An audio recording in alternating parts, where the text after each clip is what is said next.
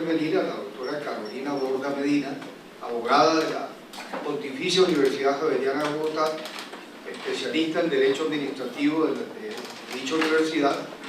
Ella tiene una maestría en Gestión Empresarial del Instituto de Administración de Empresas de la Universidad de Toulouse, en Francia, con mucha experiencia en temas de derechos humanos y derecho internacional humanitario, y es consultora de la firma Trust Consultores y directora actualmente de la Unidad de Derechos Humanos. Bienvenida.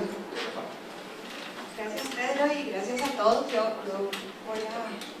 De hecho, si Rafael no tenía mucho que decir, menos yo, porque tú estabas de decir, pero como se trata es de sumar un poco, yo quería primero partir de un punto de partida, y es: siempre que se habla de derechos humanos, estamos frente a un dilema de ponderación de derechos. Como tú lo has dicho, pues aquí estamos frente a un dilema de ponderación de derechos a la libre empresa, al desarrollo de unas actividades que no solo tienen beneficios para las empresas como tal, sino también para un conjunto de poblaciones que no son necesariamente parte de las minorías de los grupos étnicos. Y ahí entonces la ponderación se hace más difícil, porque cuando uno enfrenta un derecho de una empresa frente a un derecho humano y más de una minoría, pues por lo menos en primera instancia uno diría no, pues aquí ya se sabe cómo se gana el pulso. Pero aquí también estamos en el dilema y en la ponderación entre derechos de las comunidades que no pertenecen a esos grupos étnicos y esos derechos de los grupos étnicos. Y en esos temas de derechos humanos, por más regulación que tengamos, y que yo soy abogada, tristemente uno ya no sabe si avergonzarse o no, pero javeriana además, ¿no? Ese gremio, pero llega un momento en que a uno el tema de la seguridad jurídica, de la lógica dogmática tradicional del abogado, pues se le acaban estos temas de derechos humanos, porque los derechos humanos tienen una característica fundamental, y es que son dinámicos en su alcance y en su contenido. Y eso nos pone las empresas y al mismo Estado en una lógica de tener que responder institucionalmente a la protección de esos derechos que cada vez se hacen más amplios. Cuando decíamos es que el aumento de las consultas previas, entonces uno dice, claro, el volumen, no solamente por la cantidad de operaciones empresariales que se han generado, sino también por la visibilidad que han cobrado los grupos étnicos hoy. Si uno mira hacia atrás y hiciera un examen rápido de proyectos que se hicieron hace 20 años sin consulta previa, muy seguramente a la luz del estándar de hoy se tendría que hacer la consulta, y eso nos pone, pero no solamente el aumento en el volumen, sino en el alcance y el contenido del mismo derecho. Cada vez más hay estándares de mayor exigencia en estos temas, en los temas de derechos humanos y particularmente en el derecho de los grupos étnicos. Eso es un tema, digamos, que nos pone también a ver si las reglamentaciones son suficientes. Son necesarias, pero no son suficientes.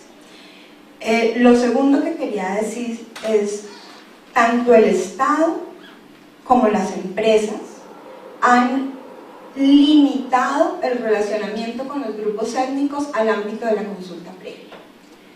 Y creo que ahí hay un problema, eso hace parte de un problema. Sé que hay la urgencia, obviamente, de tramitar los asuntos específicos de consulta previa con rapidez para poder viabilizar nuestras políticas de desarrollo, pero sin duda limitar ese relacionamiento a la consulta previa es lo que ha hecho que no generemos confianza, que por ahí lo oía César adentro, fue cuando salimos, eso, que no generemos confianza para poder tener procesos de relacionamiento sostenibles, para poder construir escenarios que nos permitan tramitar las diferencias, pero construir temas comunes que nos acercan. Y eso que suena ahí como tan en la estratosfera, pues es básico en estos temas. ¿Por qué? Porque cuando uno limita el relacionamiento con los grupos étnicos a la consulta previa, miren lo que estamos haciendo. Siempre estaremos abriendo la puerta al riesgo transaccional, al riesgo de una dinámica transaccional en la relación. ¿Por qué? Porque la consulta previa está concebida para la determinación de impactos, es decir, eso ya me lleva a usted grande llega a causarme un daño y ve a ver cómo es que lo va a solucionar o cómo es que lo va a prevenir. Ahí ya estamos en el pierde, totalmente, como empresas y como Estado estamos en el pierde, porque se supone que estamos o que queremos llegar a un diálogo entre iguales, ayudando a superar a las comunidades étnicas en esa simetría de igualdad, pero si estamos relacionándonos a partir de un impacto, nunca vamos a poder sumar en el relacionamiento. ¿Eso qué significa? La necesidad de que el Estado, además de establecer casi que uno podría llamar un subcomponente de política pública para el trámite de la consulta previa y el manejo de la consulta previa, establezca una política pública seria, real, articulada, estructurada y sistemática de relacionamiento con grupos étnicos. Eso es urgente. Si no, por más reglamentación, etcétera, necesaria pero no suficiente que tengamos de consulta previa, las relaciones van a flaquear.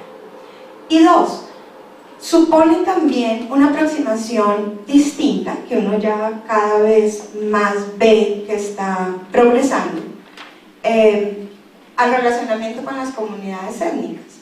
Una empresa o las empresas están muy acostumbradas a establecer su estrategia de relacionamiento es a partir del desarrollo de la consulta previa y no entendiendo que los grupos indígenas como uno más de sus grupos de interés van a estar presentes en el territorio de desarrollo de las operaciones durante todo el desarrollo del proyecto, independientemente de los acuerdos específicos que se establezcan para la mitigación de impactos en la consulta previa.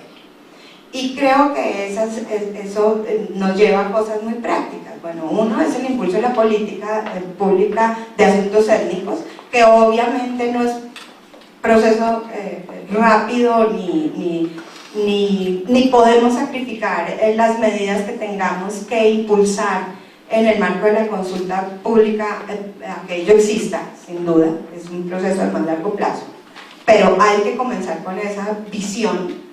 Y dos, que las empresas entiendan que precisamente en el marco de su relacionamiento con grupos de interés, término muy conocido de responsabilidad social, tenemos que establecer estrategias de largo alcance con una visión distinta que el trámite de impactos frente a los grupos étnicos.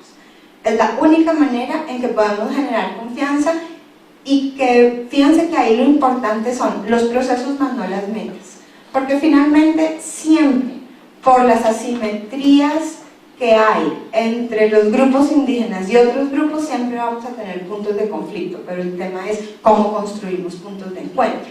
Miren, ejemplo concreto, finalmente esto se refleja en que cómo agregamos valor, cómo generamos valor, como lo presentaba Claudia, a través del relacionamiento con grupos étnicos. Hay una pregunta que uno se hace y es la noticia de hace 3 días de las tasas de mortalidad infantil y de desnutrición infantil de los niños y las niñas indígenas.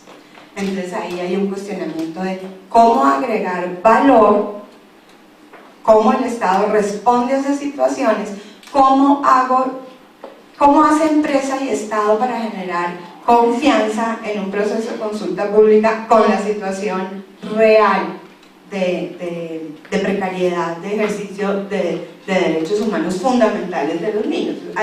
Pongo ese ejemplo porque es que estamos hablando de los derechos humanos de los más desprotegidos de los desprotegidos. O sea, ahí están, niños y niñas de grupos que se consideran en determinado momento en situación de vulnerabilidad. Esa es la primera aproximación. Ahora, hay temas muy específicos sobre el documento que quisiera simplemente resaltar porque creo que lo han dicho. y es, sin duda, la obligación, la responsabilidad de, de un proceso de consulta previa del Estado.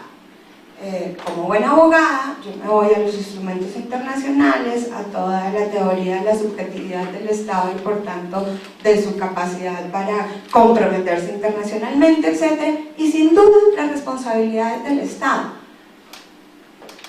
Pero eso me lleva como empresa, desde el punto de vista de la empresa, a preguntarme una cosa y ¿es suficiente para garantizar o contribuir a la viabilidad de mis operaciones el que el Estado asuma la responsabilidad de la consulta previa? Sin duda.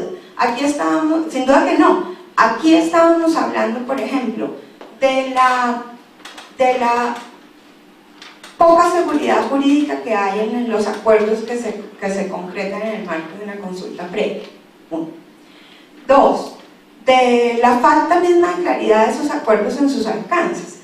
Entonces sí, muy bien, el Estado puede asumir la obligación de hacer la consulta previa, pero sin duda la empresa tiene que participar, tiene que hacerse parte de ese proceso. Ella es la que va a asumir las obligaciones. Yo no entiendo cómo, por ejemplo, un Estado puede asumir la obligación de consulta previa en la planificación de un proyecto o el establecimiento de unas zonas para el desarrollo de posibles proyectos, pero sin duda no podrá asumir las obligaciones o determinar los compromisos cuando el que se compromete es la empresa, porque ella misma será el que tenga que ejecutar, ella es la que finalmente puede también precisar de una manera u otra los impactos del proyecto mismo, porque los impactos no dependen solo del entorno, sino de las condiciones operacionales de una empresa. Entonces eso digamos, lo veo complicado. 2, el tema de la asimetría en la autoridad de la entidad encargada, digamos, o del órgano encargado del proceso de consulta previa, pues sin duda eso se refleja en el poder decisorio, pero también en los temas de asignación presupuestal que tienen que ser superados. Lo otro es los inconvenientes que hay en la determinación de quiénes son comunidades étnicas. Yo estoy señalando un poco los problemas porque tenemos que ser conscientes que una reglamentación igual, por más protocolo, reglamento, ley estatutaria, lo que sea, nos van a quedar vacíos enormes que finalmente se concretan solo en las realidades, máximo teniendo en cuenta la exigencia del convenio 169 sobre la consideración especial de un criterio de subjetividad en el reconocimiento de quienes son grupos étnicos. Hay unos criterios objetivos que el Estado puede fijar, pero sin duda está el criterio subjetivo que tiene un peso enorme de quienes se consideran o se autorreconocen como grupos étnicos, y eso, digamos, siempre será una boca para una puerta para un riesgo de conflictividad.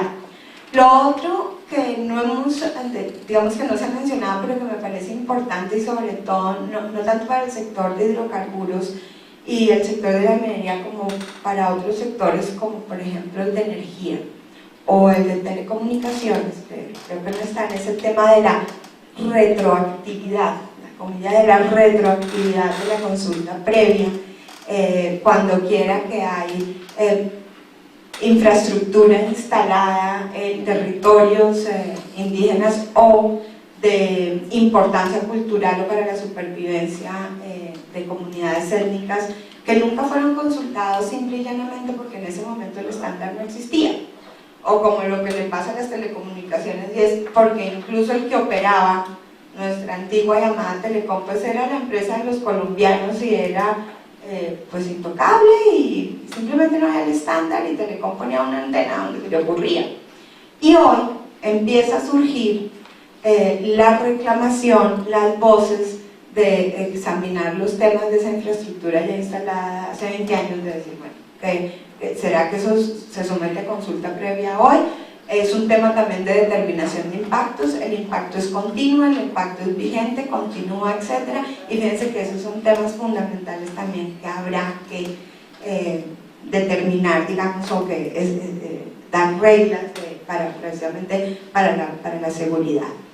Yo no voy a hablar mucho más que eso. Yo los invito a que nos quedemos con la idea de que sin duda por parte del Estado como por parte de las empresas necesitamos ver este tema de consulta previa en un contexto mucho más amplio que trascienda la consulta previa y que tiene que ser una estrategia de relacionamiento que tiene obviamente expresiones muy concretas en lo práctico frente al Estado y frente a la empresa, particularmente en el acogimiento de buenas prácticas y estándares que están muy construidos, digamos, y muy avanzados en el tema migración.